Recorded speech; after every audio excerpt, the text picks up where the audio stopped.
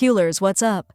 We've got a packed update today. Araujo's return, Lamine Yamal ranking above Vinicius and Mbappé, Lewandowski's renewal, and some big transfer updates. But before we dive in, hit that like button and subscribe if you love Barcelona as much as we do. Let's get straight into it. Barcelona's next big test is against Atlético Madrid, and Ronald Araujo is set to return. But not as a starter. Instead, young Pau Cubarsí and Íñigo Martínez will lead the backline. Araujo has been working with the coaching staff, analyzing video sessions to improve his on-the-ball play in Hansi Flick's system. And speaking of Íñigo, he's staying. The defender just renewed his contract for another season and couldn't be happier. "It's great to continue with this group. My family and I are very happy here," he said. His teammates showed their love too, celebrating his renewal during training. While Íñigo is locked in, Barca's goalkeeping situation remains uncertain. Szczęsny's renewal is almost done, meaning the club won't sign a new goalkeeper in the summer. But that also means Iñaki Peña is likely to be sold, with Real Betis and Celta Vigo interested. Meanwhile, Marc-André ter Stegen is in the final stage of his recovery, expected to return to training in a month. Now let's talk about the future. Barcelona's attack is on fire. Lamine Yamal is not just shining at Barca, but ranking above Vinicius Jr. and Kylian Mbappé in the list of the world's best all-around attackers. Only Michael Olise ranks higher than him, with Lamine boasting insane numbers, 90.1 in dribbling and 90.4 in playmaking. And guess what? He's set to renew his contract in July when he turns 18.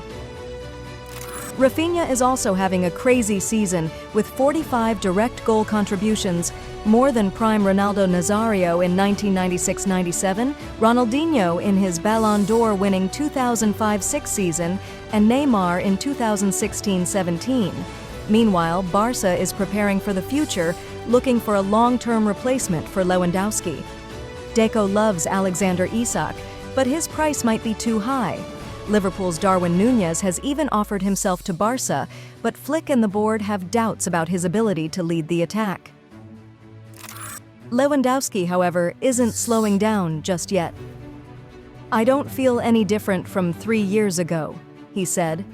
After the international break, Barca will announce his contract renewal until 2026, with a salary reduction. Meanwhile, Frenkie de Jong's future is less certain. If he doesn't renew, Barca will put him on the transfer market, something Flick wants to avoid at all costs. Frenkie himself remains focused, saying he doesn't measure his performance by goals, but rather by how he controls the game. Now let's shift focus to the Champions League. Barcelona is one of only 4 teams left that can win the treble this season, alongside Real Madrid, PSG, and Inter Milan. But Flick is already thinking ahead.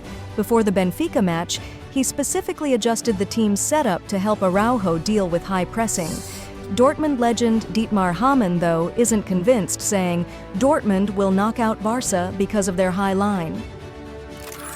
A quick Atlético Madrid update. Rodrigo de Paul didn't train today, which could be a big miss for them against Barca.